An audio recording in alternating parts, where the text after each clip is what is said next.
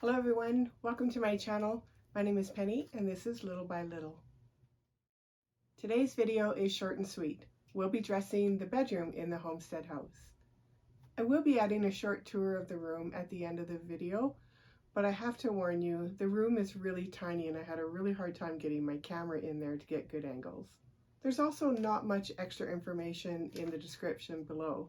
With the exception of a couple of small items, I handmade most of it, so I don't have any real information to share with you as to where I got it. Having said that, I hope you enjoy.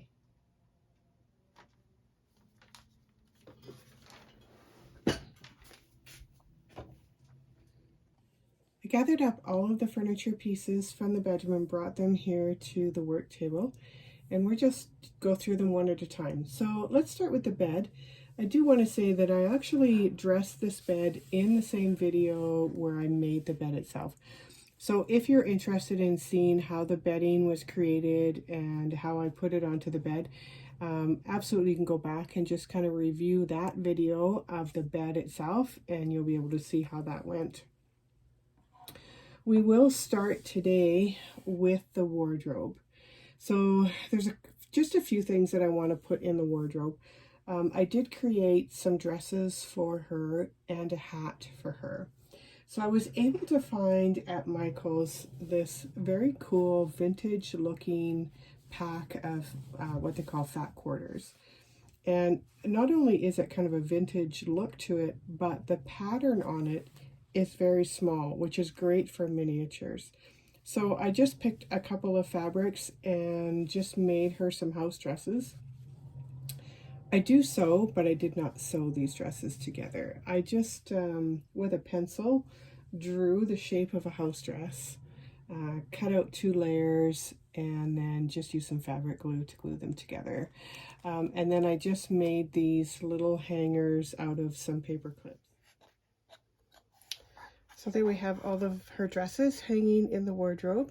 Secondly, we have this little dresser. Now she would have filled that with stockings and nightgowns and that kind of thing. But on the top was where her washstand was. And so I found this little picture and bowl that we'll put on top of the dresser for her to do her washing.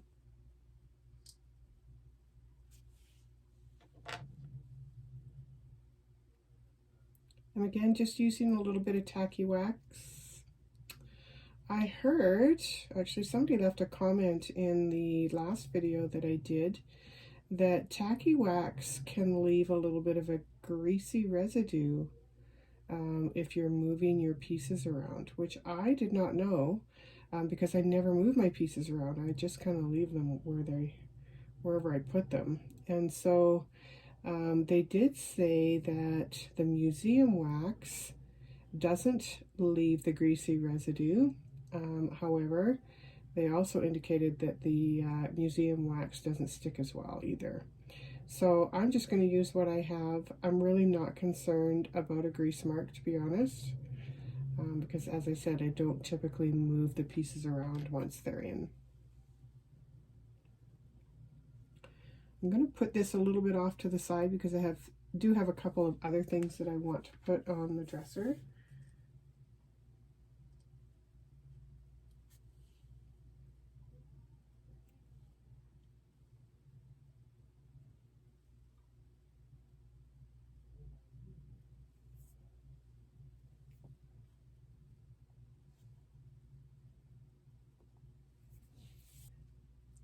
I have this little comb and a brush and what else? And a little mirror that I'm going to put on her dresser as well. I picked up a silicone mold which had some hairdressing items on it, and I just made those. It also had some perfume bottles, a pair of scissors, and even a curling iron. But those were not things that I would have found on my grandma's dresser. But she definitely had the comb and the brush. I don't even know that she had a hand mirror, to be honest, because she did have a mirror up on the wall. but if I can make it fit, I'll put it on there as well.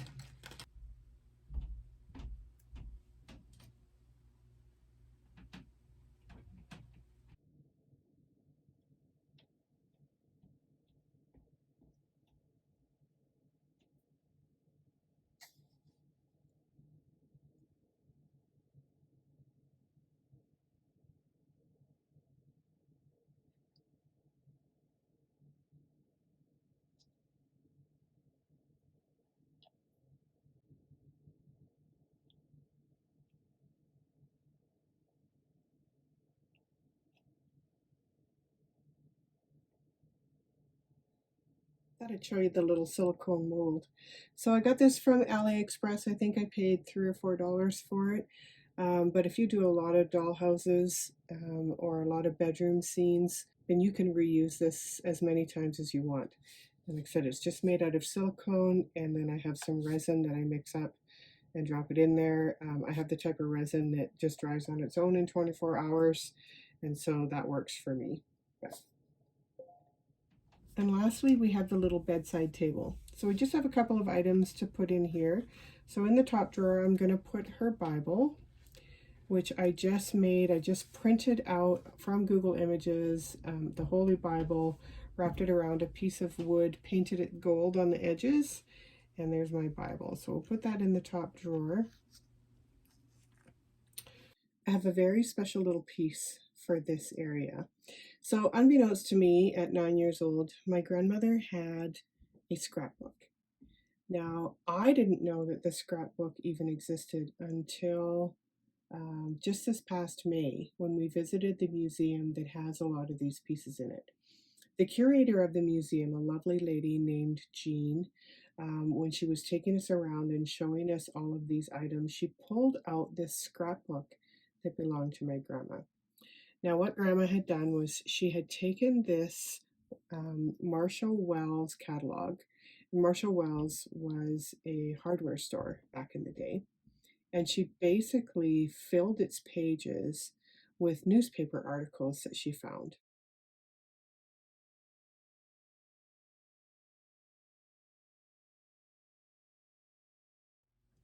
Now, I honestly don't know when she started collecting these newspaper articles because none of the articles that were glued into the scrapbook had a date on them.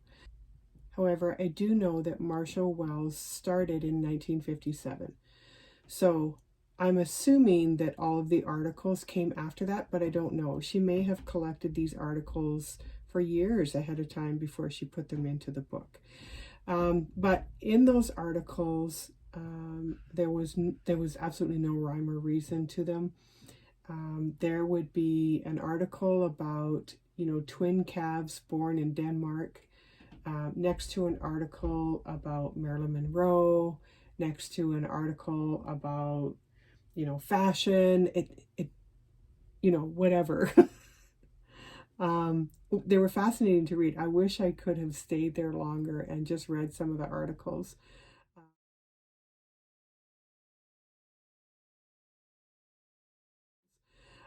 But she filled that entire catalog with newspaper articles.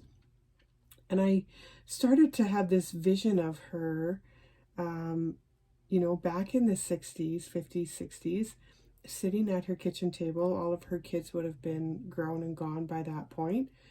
And just kind of sitting sometimes with a coal lantern and then eventually with electricity. And those newspapers were her window to the outside world. It was a very small world she lived in on the farm. She never got to travel beyond, probably 100 miles of her home. And I just feel like those newspaper articles were her way of keeping touch with what was going on outside of the, however many acres that farm was. And so I found the whole catalog fascinating, the scrapbook fascinating. And so I wanted to recreate it. So I was able, from the picture that I took, just copied that onto some paper and just made a pretend little book. But I'm going to put that scrapbook in that little area there.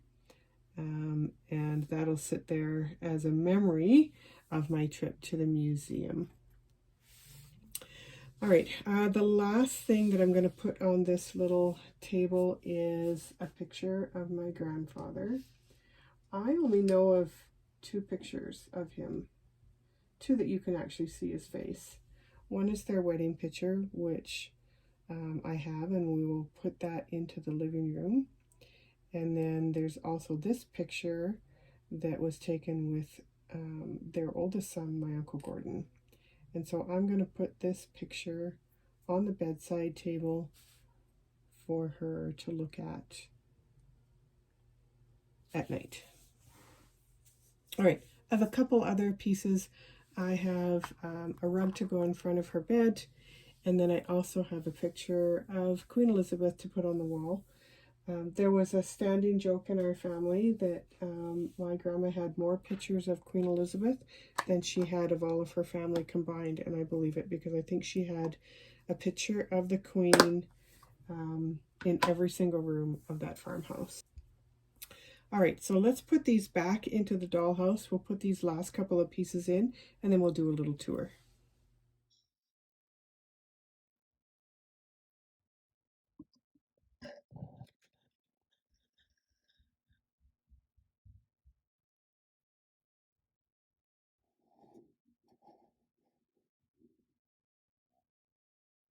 Well, it's hard to believe Grandma's bedroom is finally done. So now it's time to move on to other things. I hope you enjoyed this video, and we'll see you in the next one. Bye-bye.